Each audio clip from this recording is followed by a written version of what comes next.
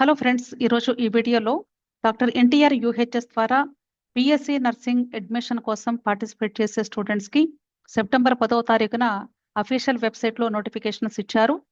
ఇక్కడ మనకి ప్రాస్పెక్టస్, అలాగే ఆన్లైన్ అప్లికేషన్ ఫిల్లింగ్కి సంబంధించిన లింకు, దానికి సంబంధించినటువంటి నోటిఫికేషన్ ఇవన్నీ కూడా అవైలబుల్గా ఉన్నాయి. ఆల్రెడీ స్టూడెంట్స్ అప్లై చేసుకుంటూ ఉన్నారు. దీనికి సంబంధించినటువంటి ప్రాస్పెక్టస్ ఒకసారి చూద్దాము. ఎందుకంటే మనకి దానిలో యొక్క ఎగ్జామ్ కి సంబంధించిన షెడ్యూల్ ఇచ్చారు. ఇది ప్రాస్పెక్టస్ అండి. దీనిలో మనకి సెప్టెంబర్ 10వ తారీఖు మధ్యాహ్నం 2 గంటల నుండి సెప్టెంబర్ 17వ తారీఖు రాత్రి 9 గంటల వరకు మాత్రమే అప్లికేషన్ ప్రాసెస్ చేసుకోవడానికి మనకి డేట్స్ అనౌన్స్ చేశారు. అయితే చాలా మంది స్టూడెంట్స్ రిక్వెస్ట్ చేశారు అనే ఉద్దేశంతో ఈ డేట్ ని ఎక్స్టెండ్ చేస్తూ సెప్టెంబర్ 20వ తారీఖు రాత్రి 9 గంటల వరకు కూడా ఈ కోర్సెస్ కి అప్లై చేసుకోవడానికి డేట్ అండ్ టైం ని ఎక్స్టెండ్ చేశారు. సో మీలో ఎవరైనా ఏపీ ఎప్సెట్ ఎగ్జామ్ స్కోర్ ని బేస్ చేసుకొని ఈ బీఎస్సీ నర్సింగ్ లో పార్టిసిపేట్ చేయాలి అంటే తప్పనిసరిగా ఈ నోటిఫికేషన్ లో ఇచ్చినటువంటి డీటెయిల్స్ ప్రకారంగా మీరు 20వ తారీఖు రాత్రి 9 గంటల లోపు అప్లికేషన్ ఫిల్లింగ్ చేసుకోండి. ఓకే, దీనికి సంబంధించిన లింక్స్ కూడా ఇక్కడ అవైలబుల్ గా ఉన్నాయండి. సెప్టెంబర్ 10వ తారీఖు ఇక్కడ మీరు చూడొచ్చు. దీనిలో click here for online application BSc nursing 4 years degree course ఉంది. అలాగే post basic nursing 2 years degree course, ఈ రెండు కూడా అప్లికేషన్ ఫిల్లింగ్ కి సంబంధించినటువంటి లింక్స్. వీటిని మీరు క్లిక్ చేసి ఇక్కడ మీరు రిజిస్ట్రేషన్ చేసుకోవాల్సి ఉంటుంది. సో ఇక్కడ ఇది రిజిస్ట్రేషన్ పార్ట్కి సంబంధించినటువంటి పేజీ. ఇక్కడ మీ బేసిక్ డీటెయిల్స్ అన్ని కూడా ఎంటర్ చేసి పాస్వర్డ్ క్రియేట్ చేసుకుంటారు. ఆ తర్వాత అప్లికేషన్ ఫిల్లింగ్ లోకి ఎంటర్ అవుతారు. నెక్స్ట్ సర్టిఫికెట్స్ అప్లోడ్ చేస్తారు. ఇలా మీ యొక్క బీఎస్సీ నర్సింగ్ అడ్మిషన్ కి సంబంధించిన registration and application filling documenting part complete చేసుకుంటారు. సో ఇంకా ఎవరైనా చేసుకొని వాళ్ళు ఉంటే దయచేసి 20వ తారీఖు రాత్రి 9 గంటల లోపు ఈ ప్రాసెస్ ఫినిష్ చేసుకోండి. ఓకే, ఇక్కడ ఈ ఆన్లైన్ అప్లికేషన్ ఫిల్లింగ్ కి సంబంధించిన డీటెయిల్డ్ నోటిఫికేషన్ కూడా ఇచ్చారు. అసలు ఎవరెవరు ఎలిజిబుల్ అనేది కూడా చెప్తున్నారు.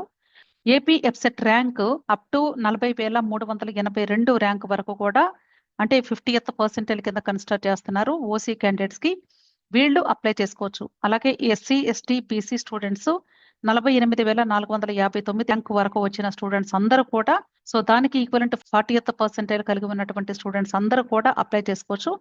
అలాగే ఓసీ పీడబ్ల్యూడీ కేటగిరీ స్టూడెంట్స్ కి అయితే అప్ టు 40,382 ర్యాంక్ వరకు పర్మిషన్ ఇస్తూ ఉన్నారు.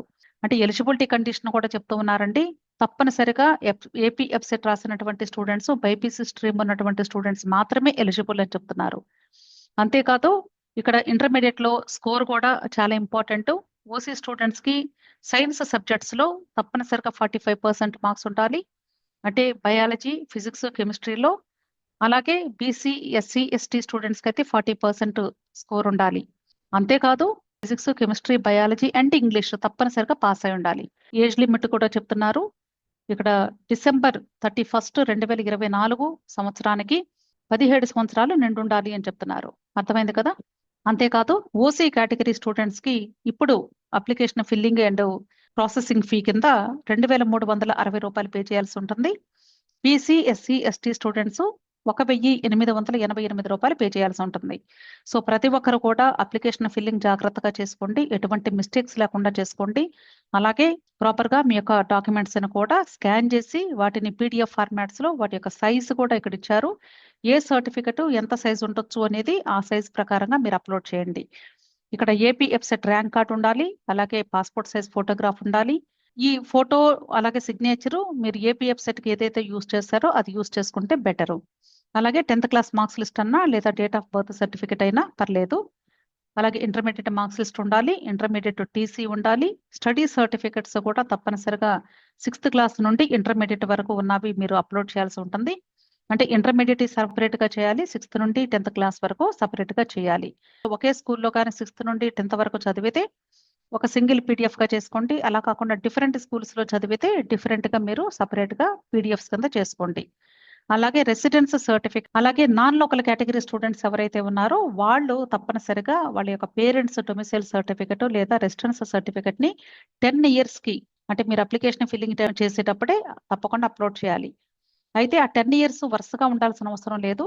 ఒకవేళ వాళ్ళు జాబ్ రీత్యా వేరే స్టేట్ కి లేదా వేరే కంట్రీకి వెళ్ళినా సరే ఆ పీరియడ్ తీసేసి వాళ్ళు రిమైనింగ్ ఇయర్స్ లో 10 ఇయర్స్ ఆంధ్రాలో ఉన్నట్లుగా చూపించినా సరిపోతుంది.